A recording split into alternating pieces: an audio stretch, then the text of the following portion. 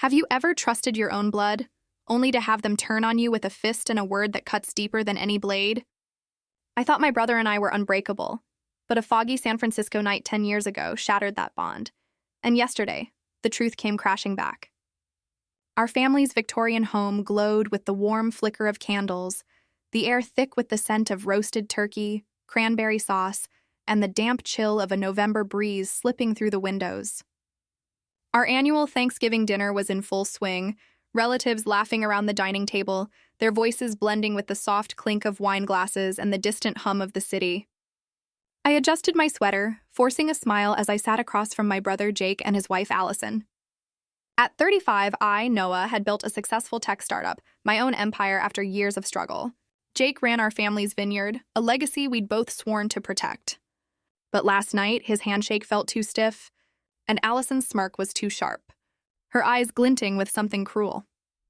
10 years ago, at a family barbecue, Allison had called me trash, accusing me of freeloading off the family's wealth. Before I could defend myself, Jake's fist connected with my jaw, his voice cold. "You're done, Noah." He cut me off. No calls, no visits, just silence. I rebuilt my life, but the bruise lingered in my heart. Yesterday, Jake showed up at my office, unannounced, asking for a favor. I invited them to Thanksgiving, hoping for reconciliation. But as we sat down to eat, Allison leaned forward, her voice dripping with venom. "You don't belong here, Noah," she said, her smirk chilling. Jake nodded, his eyes avoiding mine. The cranberry sauce's tartness soured in my throat, my hands trembling on the table. Then the doorbell rang, and Allison's face paled as our old family accountant, Margaret, walked in, her expression grim, a folder in hand. The room fell silent, the candles flicker casting eerie shadows as Jake's jaw tightened. I didn't react. I excused myself, my heart pounding as I slipped to the kitchen, the family's chatter fading behind me. Margaret's arrival wasn't random. She'd hinted at irregularities in the vineyard's books when I'd called her last week. Why was Allison so shaken? I'd earned my place building my startup from nothing. Something was wrong. That night, I accessed Jake's cloud account, still linked to an old family email I had access to. My heart raced as I found a hidden thread between Allison and a shady investor named Victor. Secret plans to sell the vineyard. Forged documents claiming Jake owned it outright. Even a text about a new life abroad. One email hit like a foghorn. "Once Noah's out for good, we're free, Victor." My vision blurred, the scent of coffee in my apartment now bitter. Allison hadn't just turned Jake against me. She was dismantling our family's legacy. For days, I played along, texting Jake about the vineyard, smiling at Allison's fake warmth, all while plotting my revenge. The next big event was a Thanksgiving charity gala at the vineyard, where Allison would announce a new wine label. I'd make sure it was unforgettable. I dug deeper, finding bank transfers to Victor, a hidden phone with their texts, even a photo of them at a private club, clinking glasses. Each clue was a spark, fueling my rage. I contacted Margaret, sharing my findings. Allison's planning something at the gala. 7 p.m. Vineyard. She agreed to attend, her voice steady. My heart pounded, but I felt a strange calm. Like the quiet before a San Francisco fog rolls in. The gala was a spectacle.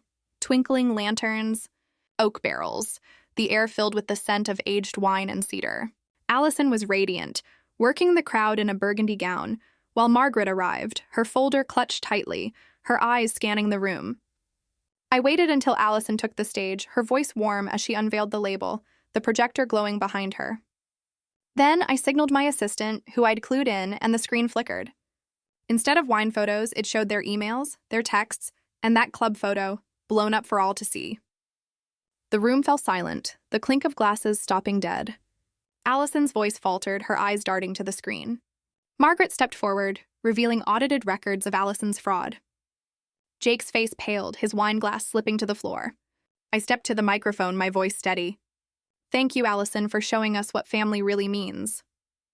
Guests gasped, my aunt's eyes filled with tears, and the vineyard staff whispered, their phones already out. Allison stood frozen, the spotlight exposing every lie. I thought exposing her would heal the scar from Jake's punch. As the crowd dispersed, Jake grabbed my arm, his voice broken. "Noah, I didn't know—" I pulled away, my voice cold. "You didn't know because you chose her over me." I left them there, the San Francisco skyline glowing through the fog as I walked away.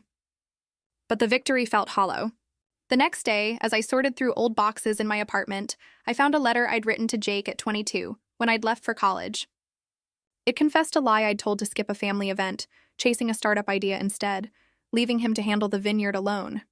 He'd forgiven me, but Allison had been his girlfriend then, resenting my absence. Had that moment fueled her hatred? I'd destroyed her for her betrayal, but standing in my quiet apartment, the city's hum louder than my thoughts. I realized the hardest truths aren't the ones we expose. They're the ones we bury, thinking they don't shape the family we lose. If this story broke your heart, smash that like button and subscribe to Cheating Stories Twist for more soul-shaking tales of betrayal and redemption. Have you ever faced a family betrayal that cut you off for years? Share it in the comments below, and don't forget to share this video with someone who loves a heart-stopping twist.